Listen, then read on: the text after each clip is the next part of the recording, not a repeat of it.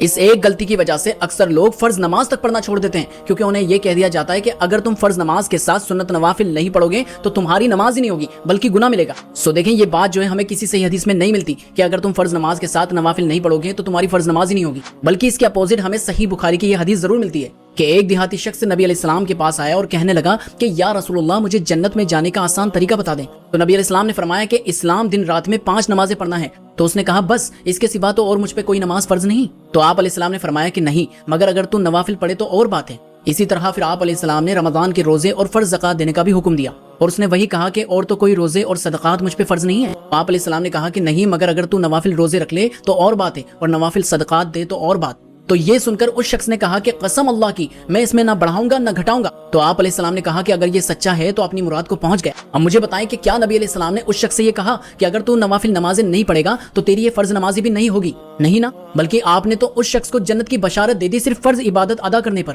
اب جو لوگ یہ کہتے ہیں کہ مغرب کی 7 رکعت جب تک پوری نہیں پڑھو گے تو تمہاری نمازیں نہیں مانی جائے گی، تو میرا یہ سوال ہے ان سے کہ نبی علیہ السلام مغرب کی 3 فرض سے پہلے 2 رکعت نوافل پڑھا کرتے تھے، تو آپ لوگ کیوں نہیں پڑھتے جبکہ یہ تو سنت سے ثابت ہے؟ تو اسی طرح نبی علیہ السلام پیر اور جمعرات کا روزہ ہمیشہ رکھتے تھے، تو ہر مسلمان اسے کیوں نہیں رکھتا؟ اسی لیے نا کہ نوافل ہے، اگر کر لو تو ثواب ہے، نہ کرو تو کوئی گناہ نہیں۔ تو ان 5 نمازوں میں آپ نوافل پہ اتنا زور کیوں ڈالتے ہیں کہ اگر کوئی بیچارہ فرض نماز ہی پڑھنا شروع کر رہا ہو تو وہ بھی نہ کرے؟ دیکھیں میں یہ نہیں کہتا کہ معاذ اللہ آپ نوافل نمازیں نہ پڑھیں، نفل نماز کا تو اپنا ایک مقام ہے، بلکہ آپ علیہ السلام نے تو فجر کی 2 سنت اور عشاء کی وتر کبھی بھی سفر میں نہیں چھوڑی۔ اور ان نفلی نمازوں کا فائدہ تو بلکہ یہ ہوگا کہ اگر قیامت والے دن آپ کی نمازوں میں کمیاں رہ جائے گی تو اللہ تعالیٰ آپ کی نفلی نمازیں بھی تول لے گا فرض کے عوض۔ تو بہتر ہے کہ آپ نوافل ضرور پڑھیں، لیکن اگر کوئی صرف فرض ہی پڑھ رہا ہے تو اسے ڈسکریج نہ کریں، ورنہ تو یہ لوگوں کو نماز سے دور کرنے جیسا ہوگا، بلکہ وہ شخص بھی اللہ کا حق ہی ادا کر رہا ہے۔ جب بندہ فرض کا عادی بن جائے گا تو وہ سنت نوافل خود بخود انشاءاللہ پڑھنے لگے گا، بلکہ ہمیں شروع میں دعوت ہی فرض نماز کی دینی چاہیے تاکہ کوئی مشقت میں نہ پڑے، جس طرح نبی علیہ السلام نے اس شخص کو دی۔